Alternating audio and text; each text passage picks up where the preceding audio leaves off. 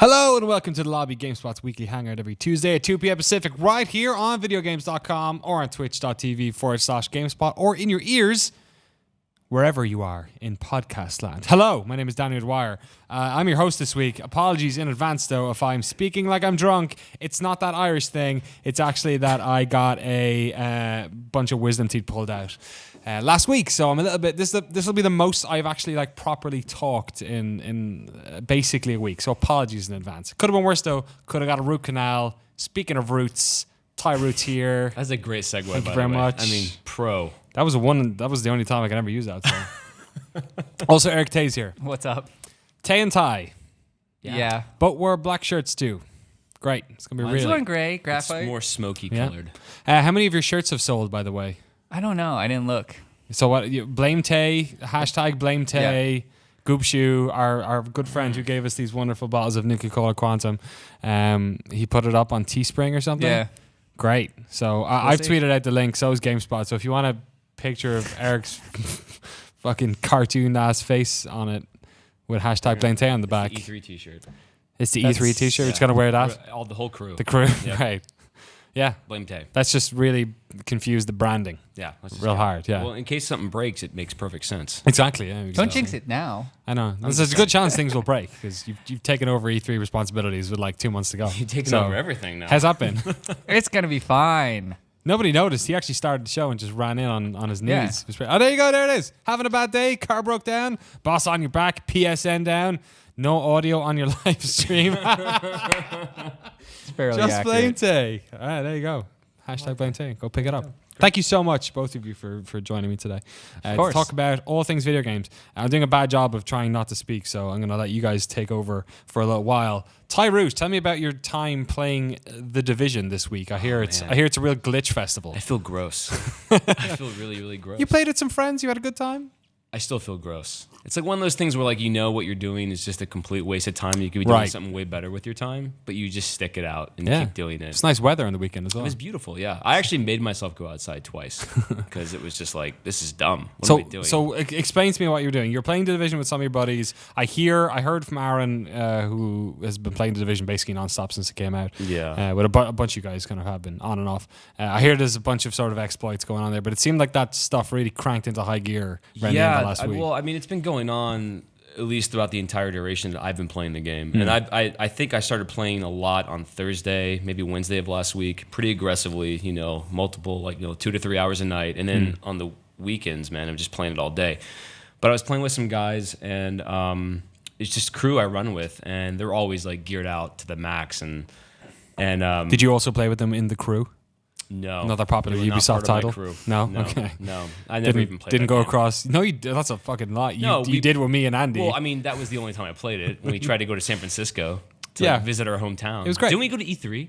We did. the crew? We Yeah. finished at the finished at at the the LA Moscone Convention Center. Center. Anyway, sorry. Sorry. The Division. Yeah. Anyways, so I play with these guys. They're both geared, all a good crew of people, and essentially they showed me a bunch of exploits, like what people have been doing, I guess, for the last 2 weeks, 3 weeks, or maybe since the game's come out. I have no idea, but it was bizarre stuff where the Incursion just came out, so that's a new DLC they released, and I had never beaten the Incursion on challenging. Okay. And what you're seeing right now is the actual glitch itself. So. But the idea is you go down this ladder, you go through this tunnel, and you can just skip everything you have to worry about in terms of these 15 waves of enemies coming, and then using some weird cover glitch where you go from one cover to the next. You can climb up basically through the world. Yeah. Into this nebulous blue room, maybe a part of the game that Massive will expand upon in some later DLC. Yeah, there's a hobo out there that you could have gave stuff to. So if you give her a Yeah. bottle of water, she'll give you an article of clothing Or a gun. It is like a city environment, but anyways, you go around and then you can actually see this weird gray wall where you can actually see where you're supposed to be. You see the APC, and you can just go up there and just start firing sticky bombs at it. Which usually has waves of stuff around it. Yeah, right? so once you initiate that, you get 15 waves of enemies. I think the Incursion itself on challenging, again, I've never successfully done it on challenging, but I know it can take people up to an hour, if not more, right? Yeah, it's probably longer if your group's not that strong, because there's way higher level enemies and whatnot. It's just that like last week's glitch was already kind of bad, but this one that Ty showed me, I was just like, this is pretty ridiculous. You're climbing a fake ladder through the world. Yeah. And then on top of that, you're shooting the APC through like an invisible wall, so to speak. And the NPCs can't get to you. So you just said this week's glitch. So it's like they're like DLC drops. What was last week's glitch? Last week's glitch, you could just use the barricade type thing, or if you had two people, you could kind of shield glitch each other through a wall in the incursion. Right. And the way that worked was like, okay, as long as you don't go through the main window, none of the enemies see you or like do anything to you as long as you don't go to a certain area. Yeah.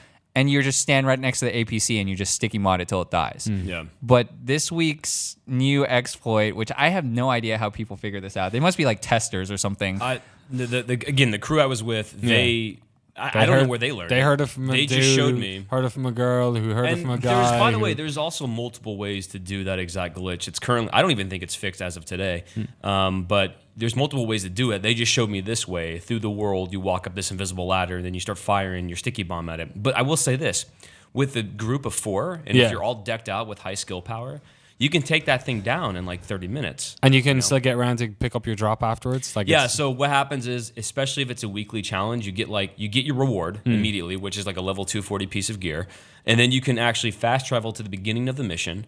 Right. Go down the sewer like you were going to normally do, go all the way to and the it's like beginning. empty then it's it's empty because it's like, oh, you beat it. You're done, and your drop is still there. So I saw one earlier today as well that had somebody glitching into a wall in the dark zone. That was the safe zone glitch now. Okay. Where apparently you can again, the same wall hack method that Eric was talking about. Yeah. And the first time. Is it just a deployable cover thing? There's just loads of weird somehow. exploits happening with that thing. Yeah. I mean, that's what people are using now to just go through any wall essentially at this point. And I believe there's even more glitches where you can get into the get into that weird, again, blue room, white room level area where you can like shoot through walls. But that's what this person is doing in this one, where they can go into the safe house without actually entering it using that mobile cover glitch, and then they can shoot players as they're trying to enter the safe zone. Like, this particular safe zone too has a vendor that sells high-end gear. So if people are going there to like either restock on ammo or get high-end gear, they can get shot and killed. Dope. And at that point, the guy that's doing the glitch can level up his rank in the dark zone. I don't know how fast or effective it would be, but essentially they're just going rogue and then outlasting their rogue timer or manhunt timer. All right. All the experience. So let's step back away from this for a second, then, because like obviously we can shout and say, "Oh my God, this game's broken!" Blah blah blah blah blah. Like glitches are part and parcel of a lot of online games.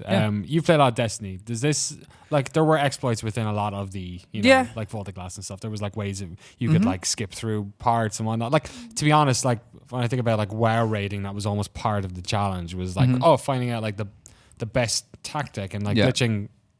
Going through walls is one thing maybe, but like being able to like skip certain parts of Molten Core was always like sort of a good thing. Does this seem more egregious in The Division? It's only more egregious because of how the system or how the game works. So right now, Incursion, which is the thing that's getting exploited the most, is offering players the highest tier of loot that you can get in the game. And I think it's like currently the only place you can get it. So of course people are going to exploit it, right? Because it's like, not only is it so much faster than doing it normally, but it's really the only place you can get it at. Yeah. So in a way, it's kind of almost like there's something wrong with the design of the game, potentially, only because like it's such a loot-driven game, and this exploit is basically really harming the game because you have your demographic that like the hardcore or whoever that are exploiting all the time, and then you have your casual players or your people that have high ethics and they don't want to exploit, and then they're like, well, like Massive should punish these people, and like the community manager I think at Massive has even come out and said like they're looking into punishing people, but it's like weird because you can't really do that because it's in the game, right? It's in your game. You have to fix your game. Well, it's like there's a difference between like rage quitters in Street Fighter V and then people who are basically taking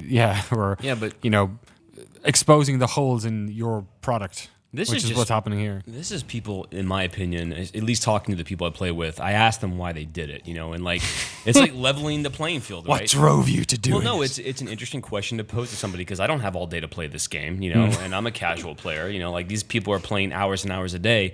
But the main response I got to that was, this is the only way I can even catch up and at least somewhat compete in the dark zone when people are out there with super high-end gear, and there's like, they have like really high armor capacity. They can basically take a ton of damage, and when they're in the dark zone, just wrecking shop, going rogue, and annihilating people. It's like if you want to catch up, if you want to compete, and you don't want to die immediately, you kind of have to do it. It's like, you know what? It's like the Tour de France in cycling. You know, it's like everyone's doping, so I'm gonna fucking dope. You know, because I want to compete. You know, and if everyone's doing it, then you have to do it. I love it. You're the Lance Armstrong of the division. Exactly, with one testicle. You know, it's just. It is annoying though. Like, granted, I agree with Eric. Like, they have to fix this. This is the problem. But it also speaks more to their design of the dark zone. Because like, at least in Destiny, when you play multiplayer, everyone's kind of like on the same level. More or less. It's like team deathmatch basically. Yeah, it's like skill, right? Whereas it's cool that the division has like this unique dynamic where like, you know, you can go in there and wreck shop, but like, if you have people that are just getting all this monster gear and they can't be killed easily and they're annihilating everybody, then it's like, what happens to the dark zone at that point? I mean, the dark zone. The dark zone always seemed like just this, not like an afterthought, but almost like they had that grand scope idea of what they wanted the division to be. This sort of like immersive, always connected online game with like these, you know, you can pal up with people, but you might run into other people, which was not the game they ended up launching. And it always felt like the dark zone was just this kind of like remnant, like this leftover part that's sort of like stuck to the rest of the game. So I think what's interesting about this is when I used to be in game dev briefly for like 18 months, and I remember like when the game launched that we were working on, devs can be... Loadout, go buy it now. Loadout, yeah. I don't even know if it's for sale still or even available. But I know that there's a temptation to devs to just react to everything really quickly, right?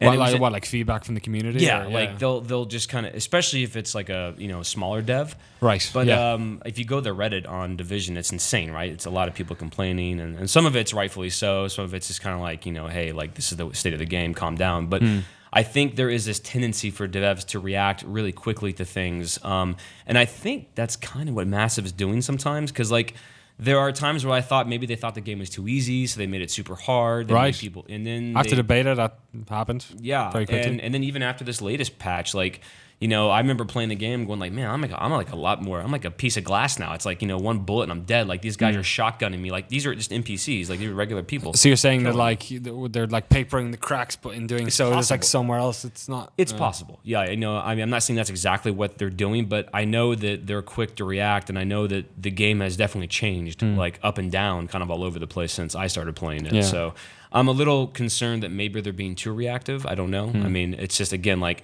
I have to imagine Massive has a pretty big squad, and this is, by the way, this is like a completely different game than I worked on, so it's like, not even the same. But it's interesting to see how they're trying to fix everything.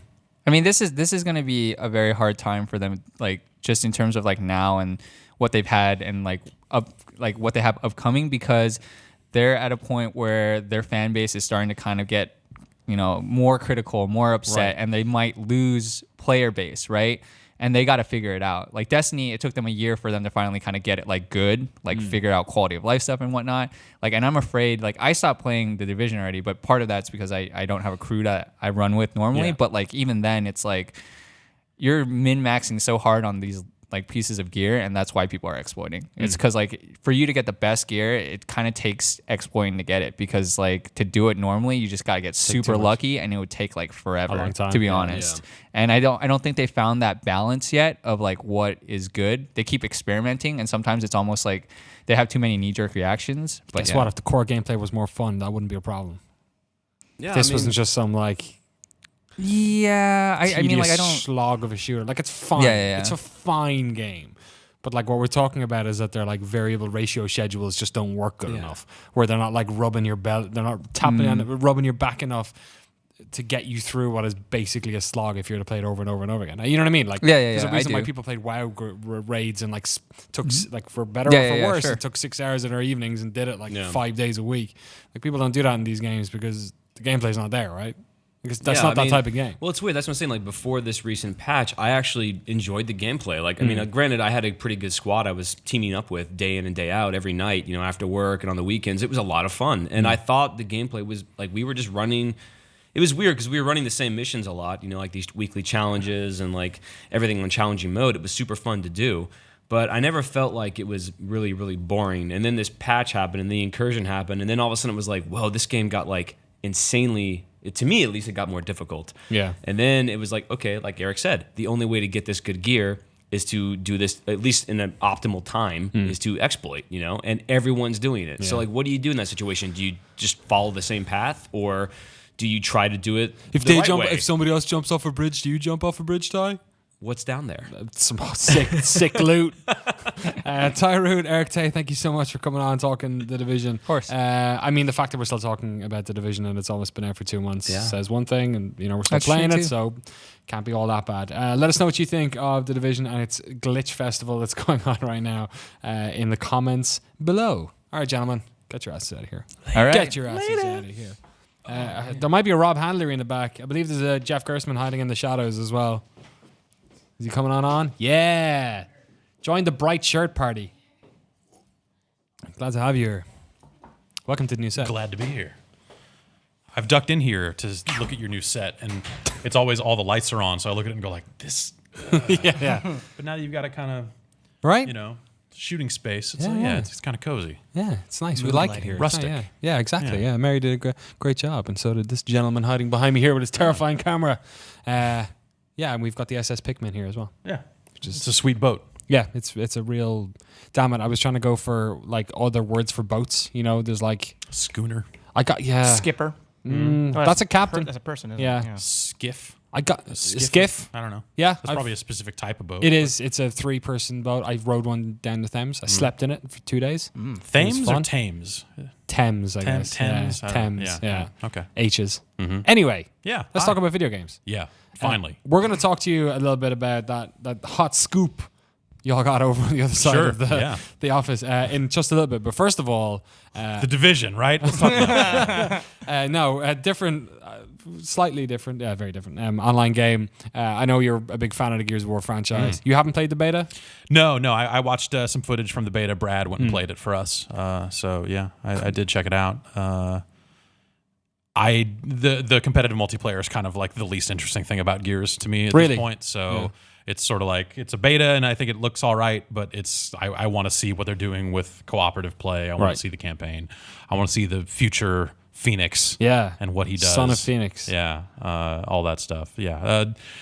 Gears of War kind of just at some point turned into the rolling shotgun video Yeah. game, or maybe it kind of always was that, and it's not what I'm looking for out of competitive multiplayer. And it seems like they're, like Brad even said at the event that they kind of acknowledged that was the thing.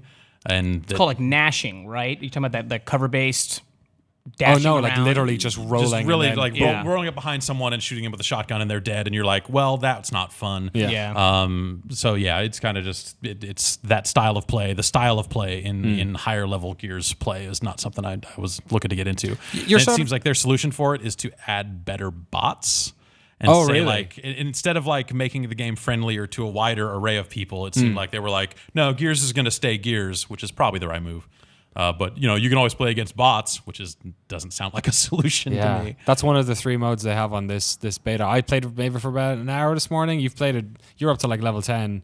Yeah, I mean, I was playing over the weekend and had issues with just servers. People weren't playing it. All right. So Well, I'd be- that's I'd- gonna happen. Well, I played a game and then I'd be like, oh, there's still a lot of people here, and then I realized, oh, it's me. It's just Right, me yeah, against yeah. bots. Yeah. That was frustrating, but yeah. I mean, it's a closed press beta at the moment. It's opening up for people who bought Ultimate Edition in the next couple of days. no, I actually misspoke. I told you that earlier. Oh, it is already. If you have bought an Ultimate Edition, supposedly you can play right now. It's in early access. They're rolling out the keys apparently. Yes, So and like then some people have May 25th, it's free open beta. Hooray! Yeah. On Xbox One. So you're in the same boat as Jeff, right? Where you were like super into the single player in the series and weren't so much into the multiplayer.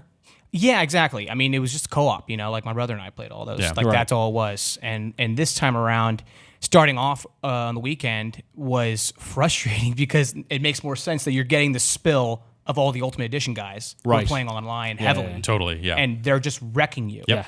And eventually, as I got my placement level. I got into. Oh, they right. basically said, "Well, you suck, so we're putting you in bronze." It's like Rocket League all over again. Yeah, and so then I'm getting, a couple quad kills. Like, Yeah. ooh, this is getting pretty fun, and it is all shotgun. And at its heart, it's just a bare bones beta experience. Like you're just getting these basic weapons. Like they only introduced one new weapon, which the is drop shot, right? Yeah. it's like a half mine layer, half rocket launcher. Yeah, it's like I a guess. grenade launcher with like no distance. It's all it feels like. Yeah, But regardless, everyone's fools. just running around with a shotgun because it's a Yeah. power weapon map. You're going for the power weapons. Do you want to go for those all the time? Do you want to be risky out Risk there? reward. Yeah, exactly. So that was the one thing I found actually about it, which was, I don't know, equal parts sort of like what I was looking for and also clearly wasn't what I really wanted, was that this feels so much like I'm just picking up Gears of War 3 or Oh something. my god. Well, like if you think about the popularity of Gears, and like this is kind of one of the things you could look at. Like this is what esports is doing to games to a certain extent. Is like the rules are the rules, and you know you can't make football suddenly have 5 downs instead of 4. You can't necessarily like take Gears of War and completely remove the shotgun.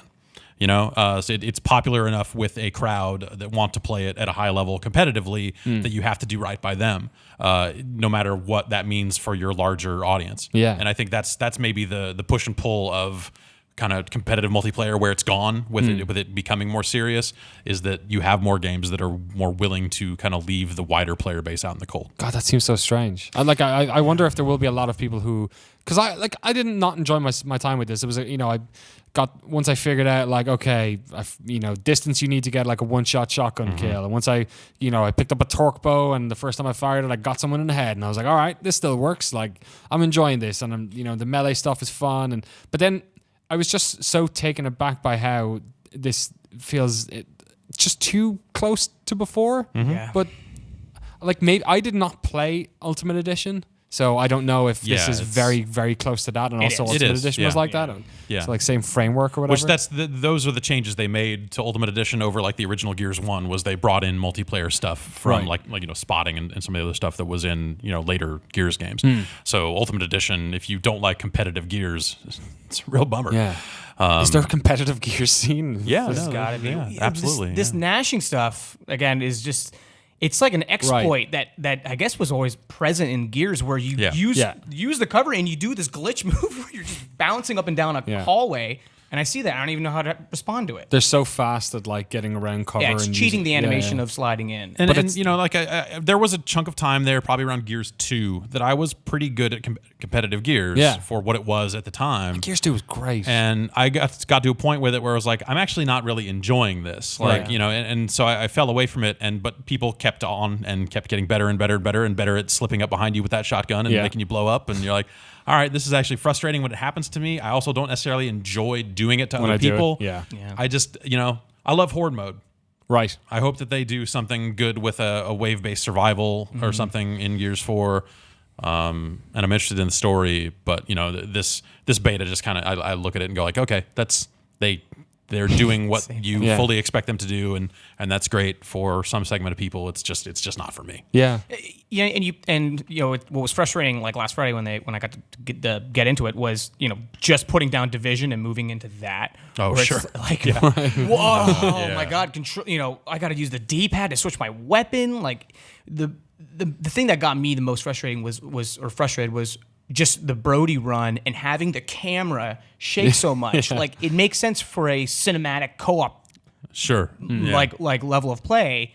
But when the competitive nature of it was like I can't see anyone, and then I have to slow really? down and do this really slow walk. You're and soft, turn. man. You Yeah. just can't take Gears. I can't, dude. Pure. I can't. The way it was made. Yeah. For the hardcore esport gamer. I'm kind of, I don't know.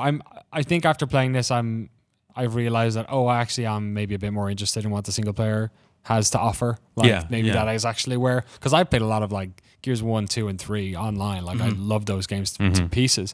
But you're right. Like one of the weird things about, I feel like so many shooters, is that they rarely ever change any of the fundamentals. But the one thing at least they do is try to introduce new like game modes. Right. They can like sort of add in supplemental ones, and they don't necessarily interfere with the purity of it. Yeah. And in this, they've added in Or burn cards, one. Which which is this. you're right. Yeah. They But- did actually do this. But they at least it's toned down where it's just an experience boost. Right. Yeah. It's not like Doom where you get Right. like a spot your last I hate that card so much. yeah. assassinate him Yeah. or whatever it was. I don't know. Basically punishes you for killing people. That one. Yeah. But they've also added in this like game mode, which is it's basically like I don't know. They called it dodgeball. Is that right? But it's still like I feel like just a lengthening of play. Of, It's team deathmatch, but the rules by which people come back are different. Yeah, Like, if you kill someone, you get a respawn big a back. difference. You get Like a ticket dodgeball. back. Yeah, Yeah. yeah. That it does not work in Europe. Yeah, don't I bet think. not. No, I was like, okay. you're saying like dodgeball, and I was like, oh yeah, you have no idea. Of course, like the movie, like yes, exactly like the movie right. Cotton. Okay, that's gotta- a middle school gym like requirement. if you can dodge a If few. you knock somebody out, you get one of your guys back in. Okay. That's why it's dodgeball. right, which just seems Which like is not also not universal rules for all forms of dodgeball, Dodgeball? by the way. So Let's chew it out. It was one of those things where I kind of had to think about it and go like, well, that's never how I played dodgeball. But okay. Oh, you I hit get them why so they would- hard that they could never come back. No, on. yeah, they weren't coming back. There was no coming back. So it just seems like that's like if that's the one mode you're adding in for the beta, it's like so piecemeal. Like they've literally just changed like one or two little things. Exactly. and But but at some point they're actually probably running a beta. Right, For okay, a brand yeah. new Gears game. Oh, a beta. They probably need to actually get some real telemetry. Hmm. They need to get some proper data from the people playing it, make sure it all works. Yeah. So at some point, you say like, yeah, here, play the deathmatch mode in Gears a bunch, like you're going to do anyway, and we'll be able to make sure that this thing actually functions. Yeah. So I bet that there is that aspect to it, and they probably have like a cadence of marketing releases of where the actual new modes will come from and all that Yeah. other stuff. So yeah, it's not too surprising that they would just take this beta and go like, look, you bought the one that was the remake of the thing. That was us getting our legs under us and making a Gears game for this new platform. Let's here, play some deathmatch. I don't know. I hope they also use the beta to make the graphics look a little bit better as well. Because Some of that stuff's pretty rough. Yeah. Well, also like that was a weird one where we went to the event and Microsoft provided capture equipment. Right. And it captured at 30 frames a second. Oh, you're kidding. And you're like, so one thing the it's game's got going for 720. it. This is your own gear. Like this Oh, is your own no. chance Yeah, to I'm glad you brought that make the game look as good as it possibly can. But you just pulled out whatever you had in the broom Yeah. closet. Oh, there's some capture hardware. Like we own capture equipment that is capable of capturing Right. better than. But because they provided it, we didn't Oh, bring that's our awful. stuff. And It was so it's bad. just, you're just looking at it going like, this mistakes were made. I doubt it looks very good on the stream at all, just because it's in 30, and then also you got all that compression happening. But even Just looking at it bare, which I have not done, so I've only seen that footage of it. But it sounds like I've seen stills from it and just looked at it and go like, ugh. Stills, It's not yeah. quite like Perfect Dark Zero wall guy type stuff, Right. but like some of that stuff Yeah. looks pretty rough. real muddy, which is a shame. I mean, it's hard to expect like the same sort of amazing graphical oomph that came with like the original Gears and Sure, Gears yeah, 2 then yeah. especially with like those games looked like that was like HD gaming's here. And not to give them like 9 more outs, but at some point you are downloading a beta. They do have a good reason Yes. to try to keep the file size down for Yeah. a beta because they're paying for all that bandwidth. So maybe they shipped low res textures. Yeah. There's a bunch of different stuff that becomes a little harder to judge against a final game when we're looking at a beta. And I always hate like talking about betas in these terms, but so much of betas it seems now in the modern day is about marketing. Totally. It is about getting people to play it early. It's, hey, you bought this other game, and now guess Right. what? You get to play this next one early. Yeah. Because otherwise, why would you have bought this kind Crackdown. of shoddy remake of Gears 1? So, I mean, if it's something to get people excited, then none of us are particularly excited about, at least the multiplayer side of it. Yeah, no, I really for like the teaser trailer with Marcus Right. Phoenix growing that tree. Yeah. probably did That more was for nice. me Using that knife. than anything in this beta. running through that tree. That was yeah, great. yeah. But yeah, so at least like coming out of all of this, if you take all of it together, Right. I am back on board and interested in a Gears game, which is something I would not have said coming out of Judgment. Okay, yeah. Because Totally. Judgment was lame. The most also ran of also rans. So at least they're on a track. I can look at this and go like, yeah, man, Gears 4, let's do it. All right. Let's see where this goes. Looking forward to it. Coming out later this year. Thank you so much, Jeff, for coming on and talking about Gears 4. That's why we got you on here. Exactly. Yeah. And thanks to everyone for watching. Let us know what you think of Gears of War 4, Gears of 4. Are you excited? Have you played the beta? Are you looking forward to getting into the beta? Let us know in the comment box below. Are you wearing like an IFB where someone says, "All right, throw it in the comments"? Does it look Is that like it? happening? Does it look like it? Look at that. Does it look like it? No, man. We Okay, break all these right. things This- out. This just comes. Oh, right. Yeah, Of course. yeah. Yes, So you they'll break it go- out into yeah. segments naturally. Yeah. Yes. No, I'm reading the comments right here. I wasn't for a while. My laptop crashed earlier, but I did a good job of not showing it. Nice. Although I'm wearing glasses today, I think for the first time ever on a GameSpot stream, so you can probably read all the secrets coming through because this is jeez. broadcast in 4K. Yeah. Speaking of 4K, 4K. Jeff Gersman. Hello. You guys did a good old scoop yesterday. Yes, Monday. yesterday. Yeah. I was on the bus reading it. Austin Walker reporting on a bunch of stuff that came out of. I mean, there was rumors around GDC. There was a lot of people. Yeah. There was Kevin McDonald hearing people talk in line Yeah. about this PlayStation 4.5. Yeah. And then you guys got a lot more substantial information. Yeah. We ended up getting a hold of the specs for the unit and some of it's developer-focused documentation on the NEO, which is the code name for Great the upgraded. I want to meet who is coming up with Sony's code names. Project Morpheus. To have Morpheus Yep. and now NEO. Fucking Trinity, baby. It's on the Like, way. at some point, Orbis and Vita, like all the stuff they've done back then, linked up in a weird way. Now they've got this. Check out our new console, the Nebuchadnezzar. Right. Yeah. Totally. Yes. So it's developer focused information about how the upgraded PlayStation 4, codename NEO, will work, and some of the timing around when third-party games are expected to have that NEO support built right in. Right. So the specs are what they are. I'm not going to sit here and recite numbers. Yeah. If you have them, we could talk about Jaguar cores all Right. day long. I know. Yeah. And you guys talk about it on the Bombcast a bunch. This Yeah, week as well. yes. But it's a better CPU. It's a higher clock speed for the CPU. It is a better GPU, and it is a higher frequency for the RAM. It seems like the processor is probably the biggest upgrade in that Seems space, like though. it. Yeah. That's the thing you kind of hear about being maybe a bottleneck for some of the existing PlayStation 4 Right. games. So that might be something where that would see some benefit. Cool. But I'm not necessarily like Mr. Graphics, Mr. Technical. So for me, like looking over this stuff, it seems interesting, kind of the positioning of it and what they are and aren't allowing developers to do with the games. So there will be no Neo exclusive games. Right. It And the will- documentation straight up says that. Yeah, So, yeah. This will be an upgraded version of the PlayStation 4. It will play your existing games. It will also play games that are that will run differently on an upgraded PS4 as opposed to the original PS4. But every disc you buy will work in both. So developers will have to kind of come up with like two versions of the specs. Yeah. And the Neo is kind of built for 4K. At least the display resolution. It'll have a scaler that it can output to 4K TVs. But that doesn't necessarily mean that games will run natively at 4K because that's something that PCs have a hard time doing. Right. these I mean, days. 4K is like it's at least 4 times as much as 1080. It's like it's an incredible amount of. It's really hard. It's the sort of thing where you have like 2 or 3 graphics cards in a PC. Like when Microsoft first showed that free Forza thing. Right. Running. They were like, this is running at 4K. And you look behind the guy giving the demo, and there's just this mountain PC, like clear case, like, just straight out of a rich man's LAN party.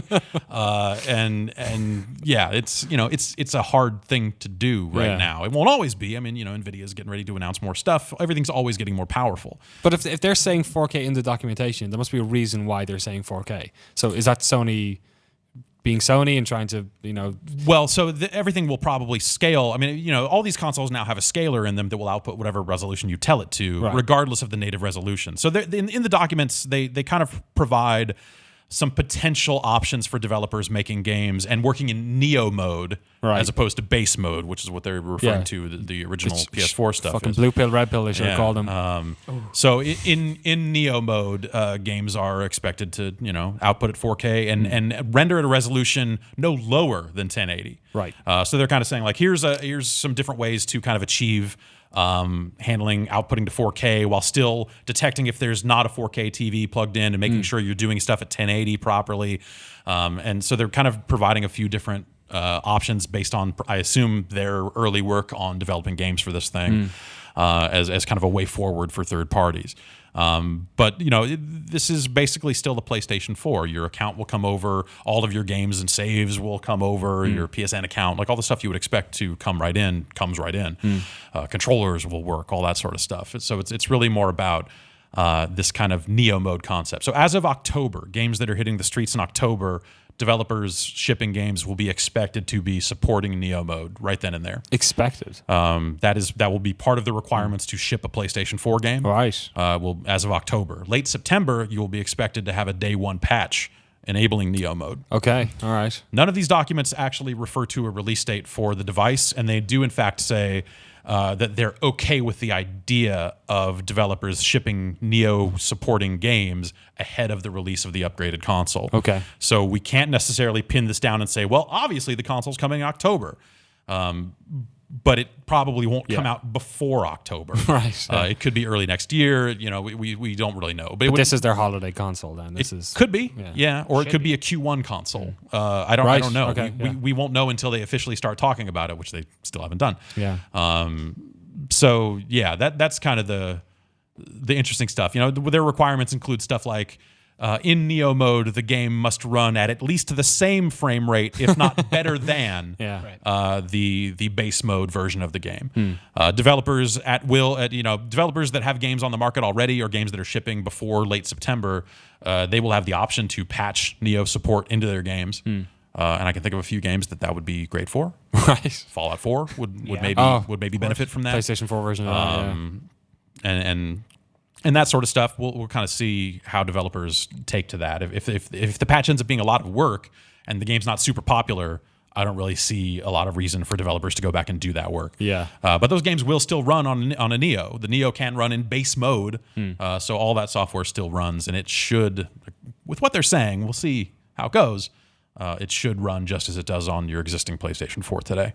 Interesting. What about Neo features? Because there's a mention of no, there won't be a Rocket League special car in Neo mode. Yeah. Right. But then Austin continued and said, but what might happen is a local 4-player co-op could be present, and then, hey, maybe Neo mode can do 8-player co-op. Right. 8-player co-op offline. So local, that's the specifics there. You can't, as a developer, you wouldn't be able to say, hey, if you have a Neo, you'll have a higher player count online. This is 32 players on Neo, 16 on PS4 Right. online. You can't segregate the user base at all along those lines. You can't have Neo exclusive features. So, but you can have enhanced versions of those features that may run in Neo mode. So that's why the local multiplayer thing happens. The mode exists on the base PS4, but is a 4-player mode. Right. But on Neo, maybe it's an 8-player mode. It's a lot of wording. I mean, but is that not a feature? Yeah. Well, I get so yes, it is. But they're saying like the mode must exist in some form. It can't be like Perfect Dark without the expansion pack, where it's like you can't play any of this stuff without this thing. It's more like you can play everything with a base PS4, but in some cases you may be able to say like, oh well, we've raised the player count in this offline mode, because they can't segregate the online mode, so they can't do it there. And that was more provided as an example of something that a developer could do, as opposed to like, I don't know that this will actually come to pass. Okay. But so you couldn't do VR only on the Neo. Okay. You would have to support it in both places. You can't do exclusive modes, but you could enhance your existing modes as long as it doesn't segregate the user bases. So this isn't going to impact the breakout box thing we saw with the PlayStation VR. We don't know about that either. So there really isn't any mention of VR in the stuff that we've seen. So I would think that they would build that breakout box into the console at this point, but maybe that's a cost thing that they just don't want to do and all that sort of stuff. Yeah. That remains to be seen. But that breakout box, there's no real power in that thing for games. It's just kind of necessary for the VR stuff to work. So one way or the other, it kind of doesn't matter. It would just be more of a convenience thing, the same way that if you tried to hook a Kinect up to a launch 360, you had to use external power, whereas the later 360s just had the Kinect port right on it. Yeah. So it seems like it'd be sort of like that difference. It sounds from what you were talking about that they're ticking all the right boxes, that they're like doing right by the current consumers, but also upgrading this other one. Yeah. But is there an argument to be said that if they took the shackles off a little bit when it comes to the older people who already own a PlayStation 4, and I'm a PlayStation 4 owner myself, whose PlayStation 4 literally broke over the weekend or last week. Oh, bummer. So this was like, now you're in a tough spot. Right. What do you do? Like if they were to care less about current owners, then they could really do something with this one. Does it feel like it's a little bit tame? This feels like these are the mandates today, and these are the mandates for launch. Right. And I think what happens 2 years from now, what happens a year from now, will depend on what the makeup of consoles in the marketplace is. If a bunch of these Neos sell to the point where that's the dominant version of the console, then maybe in a year, maybe in 2 years, they go like, all right, we're gonna relax some of these restrictions, and Yeah. you can maybe push further into Neo exclusive territory. I mean, they did that with was the Xbox with the arcade version, where originally the hard drive on that you like needed to. eventually, all it takes with Microsoft with stuff like that, all it took was a first party game getting waived on one of the common things. So every time a Halo would come out and do something that other third party games were not allowed to do, every third party would go like, well, you did it for them, Right. so we're doing it now, and they would go, okay. So I we'll see how that stuff goes, but I think it makes sense for out of the gate to not alienate existing consumers. But I do agree that it seems like if they didn't have that restriction, maybe you could lean into the power a little bit more and get a little bit more out of it. But at the same time, these numbers are higher, but I don't know that they're like world crushingly high. You're not going to like take your built PC and throw it out a window and go like, now I got a Neo. But yeah, I don't know. It's a weird spot, and I think that all of video games is in a really weird territory. Yeah. Between this happening, with everything Microsoft's trying to do, pushing onto the PC in weird ways that aren't always great. Yeah. And what VR is starting to do to things, or once people can actually get a headset, what that may do to just video games in general. Like we're entering strange, uncharted territory. Yeah, and nobody seems like they're on even feet at the moment. Yeah, But even you look at Sony, like you would expect them to be like, hey, they're the market leader. Yeah. Like they're kind of able to determine a certain cadence. They can kind of sit back a little bit. They're doing the thing that like all console manufacturers do, just in a different way. They're getting to this point where, hey, we found ways to make the existing console in a more inexpensive way, but instead of like turning that into pure profit for them by just retooling their internals, they're going like, well, as part of that process, we can actually make it more powerful. So why don't we do that too? That's a massive twist to knife in Microsoft's back, though, right? Like, what does somebody coming up this Christmas? Somebody wants to buy a console and they, for whatever reason, haven't picked one up this late in the game, but this deep in, like the Xbox One becomes a much more difficult proposition. I this thing, I think so too, but we don't know what Microsoft is up to yet. Right. Like Phil Spencer back at their spring showcase not that long ago was kind of alluding to the idea of an upgradable console. And this was also in context of like, hey, Quantum Break's coming to PC. And I fully expect that from here on out, every first party Xbox game will appear on the PC. I got a message, give me a free version of it. Because I have it on Xbox One. They'll do like a cross buy, for pre-orders. That's Gears how of War, Quantum Break went. Same thing. Yeah. So they're trying to kind of pull whatever levers they can to get more excitement around their games and get a bigger audience. Putting that stuff on the PC maybe mitigates some of a lot of the them being a bit behind the PS4. Yeah. Or it can. But we don't know what they're doing with the Xbox platform, other than probably turning it more and more into a brand. Obviously, there's an Xbox app on Windows 10. Right. They have multiple games you think of as Xbox games in the Windows 10 store now. It seems like they'll continue to lean into that. So why won't they then also have an upgraded console at some point too? I mean, they've alluded to some of that stuff, but then Spencer kind of backed away from it a little bit and said, I think the quote was something along the lines of like, I'm not going to ship someone a screwdriver and a video card. Right. Which obviously no, but you might sell them a more powerful Xbox console at some point down the line. Which all of this at some point adds up to, why wouldn't you just buy a PC? Yeah.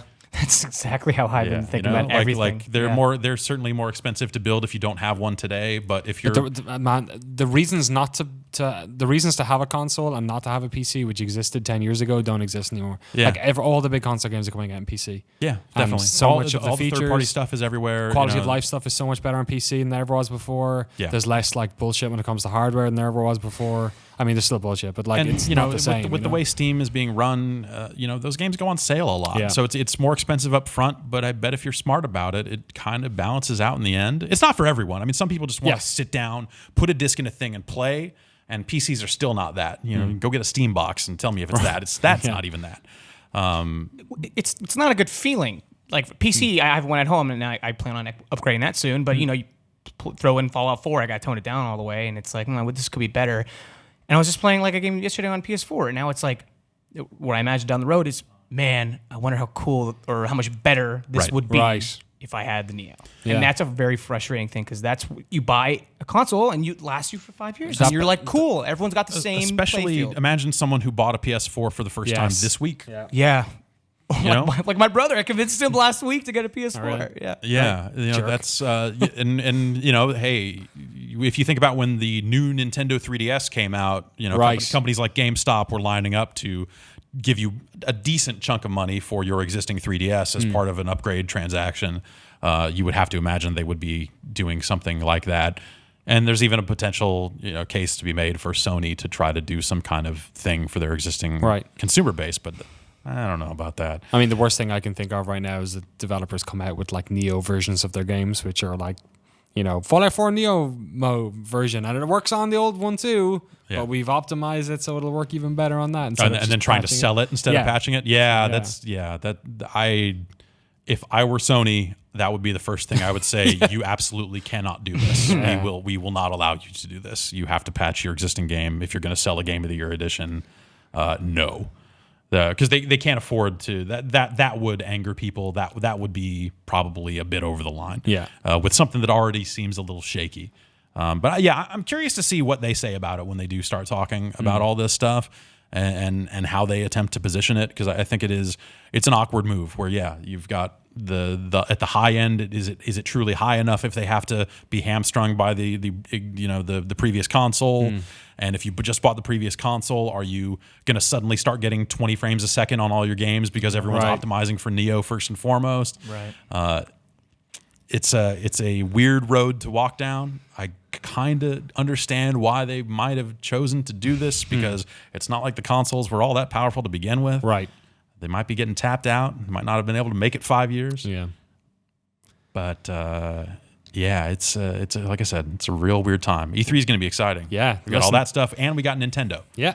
You know, We might- so we- NX is going to come out there and be like, "Here's our left field thing Yep. that doesn't even factor into whatever these idiots are doing. We're our own idiots." Yeah. You know, like that. It's really exciting. It's crazy. As long as that Mario Maker rumor turns out to be true, as long as there's a new Mario Maker or port of Mario Yeah, Maker. annual. They're going to annualize the franchise like they always meant to. This one's got 3 new mushrooms. It's going to be great. Less than 2 months until E3. Exciting times. Who knows how many new consoles we'll be staring down the barrel of in just over 2 months' time. Jeff Cressman, thank you so much for coming on. Anytime. People want to hear more about your breaking story on Neo. They can go to Giant Bomb and the Bombcast as well. Yeah, giantbomb.com. The podcast is up right now. You could be listening to it right now. You could be. But don't. Listen to this wait one first. until the end of this. Yeah, it's almost over. Rob Handler, thank you so much for coming on. Thank you. I really appreciate it. We'll get you back out there. Thank you so much to Richard Lee, who almost fell over walking out his ass out of here with the Steadicam. And Mary Kish as well, who ran in today and doing a crazy amount of work.